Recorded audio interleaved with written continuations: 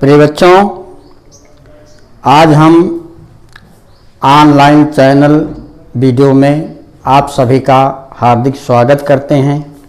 आज हम कक्षा 10 के काव्य में सूरदास के पद पढ़ा रहे हैं, जिसमें पहला पद इस प्रकार है। चरण कमल बंदो हरिराई, चरण कमल बंदो हरिराई, जाकी कृपा पंगु गिर लंघे, अंधे को सब कुछ दर्शाई। सूरदास जी कहते हैं कि हे प्रभु, मैं आपके कमल रूपी चरणों की वंदना करता हूं। मैं आपके कमल रूपी चरणों की वंदना करता हूं।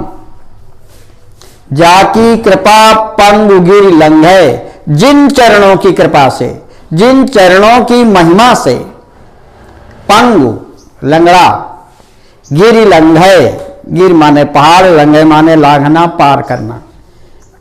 जिन चरणों की कृपा से लंगड़ा व्यक्ति भी पहाड़ को पार कर जाता है, अंधे को सब कुछ दर्शाई, और अंधे व्यक्ति को सब कुछ दिखाई देने लगता है। लंगड़ा व्यक्ति पहाड़ को पार कर जाता है और अंधे को सब कुछ दिखाई देने लगता है।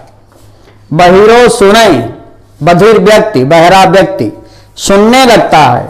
गूंग पुनि बोले, गूंगा व्यक्ति फिर से बोलने लगता है। रंक चले सिर छत्र धराई, और भिखारी, रंक माने भिखारी, सिर छत्र धराई, भिखारी भी राजाओं की तरह सिर में छत्र धारण करके चलने लगता है। सूरदास स्वामी करुणामय, सूरदास कहते हैं ऐसे करुणामयी स्वामी, ऐसे करुणामयी स्वामी भगवान के बार बार बंदों तिह पाई, बार बार उन चरणों की वंदना करता हूं। एक बार फिर से देख लीजिए। चरण कमल बंदो हरिराई, सूरदास कहते हैं कि हे प्रभु, मैं आपके कमल रूपी चरणों की वंदना करता हूं। जिन चरणों की महिमा से लंगड़ा व्यक्ति पहाड़ को पार कर जाता है, अंधे को सब कुछ दिखाई देने लगता है, बधिर व्यक्ति सुनने लगता है, गूंग पुनि बोले, गूंगा व्यक्ति फिर से बोलने लगता है, और भिखारी राजा के समान सिर में छत्र धारण करके चलने लगता है। सूरदास कहते हैं मैं ऐसे स्वामी, ऐसे करुणामयी स्वामी भगवान के उन चरणों की बार बार वंदना करता हूं। इसमें काव्य सौंदर्य में भाषा ब्रज है, रस भक्ति है, गुण प्रसाद है, अलंकार में रूपक चरण कमल रूपक और अनुप्रास अलंकार है, छंद है गेय पद। अब दूसरा पद इस प्रकार से, अविगत गति कछु कहत न आवे, अविगत गति कछु कहत न आवे। सूरदास पहले निरंकार ईश्वर की आराधना ये भी करते थे, परंतु इस निरंकार में, निरंकार पथ, निरंकार मार्ग में उन्हें बहुत सी कठिनाइयां प्रतीत हुई, जिससे सगुण पद गाने लगे श्री कृष्ण के। अविगत गति कछु कहत न आवे। सूरदास जी कहते हैं कि हे प्रभु, अविगत गति, सूरदास जी कहते हैं कि ईश्वर की स्थिति, ईश्वर की महिमा कुछ कहते नहीं बनती है, जिसका वर्णन नहीं किया जा सकता। अविगत गति, निर्गुण ब्रह्म की स्थिति का वर्णन नहीं किया जा सकता है। ज्यों गूंगे मीठे फल को रस अंतर्गत ही भावे, जैसे कोई गूंगा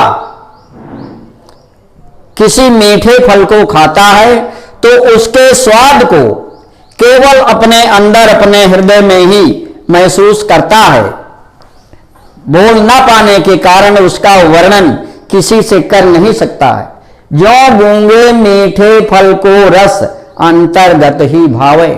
जैसे कोई गूंगा व्यक्ति मीठे फल को खाता है तो उसके स्वाद को केवल अपने हृदय में एहसास करता है, महसूस करता है, परंतु उसका वर्णन नहीं किया जा सकता है।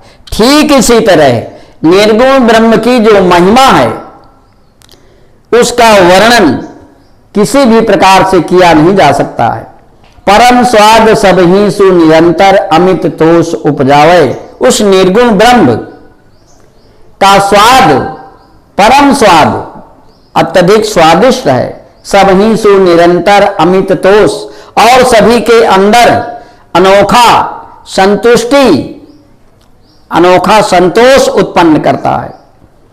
मन वाणी को अगम अगोचर, मन वाणी को, मन और वाणी के द्वारा उस निर्गुण ब्रह्म को मन और वाणी के द्वारा, अगम मन और वाणी के द्वारा उसे पाना असंभव है। अगोचर, जहां जाया न जा सके, जहां पहुंचा न जा सके। अगम, जहां जाया न जा सके। अगोचर, देखे जिसे देखा न जा सके। सो जाने जो पावे, उसे वही जान सकता है जो प्राप्त कर लेता है। मन और वाणी के द्वारा उस निर्गुण ब्रह्म तक पहुंचना असंभव है। ना तो वहां जाया जा सकता है और न देखा जा सकता है। जो उसे प्राप्त कर लेता है वही जानता है। रूप रेख गुण जाति जुगुत बिन निरालंब कित धावे। सूरदास जी कहते हैं निर्गुण ब्रह्म की महिमा वर्णन नहीं किया जा सकता है। कोई रूप रेखा नहीं है, न कोई गुण है, कोई जाति है। तो बेसहारा ये सूरदास कहां पर दौड़े। इस प्रकार से असंभव मान करके सूरदास जी अंत में सगुण ईश्वर के पद गाने लगे। धन्यवाद।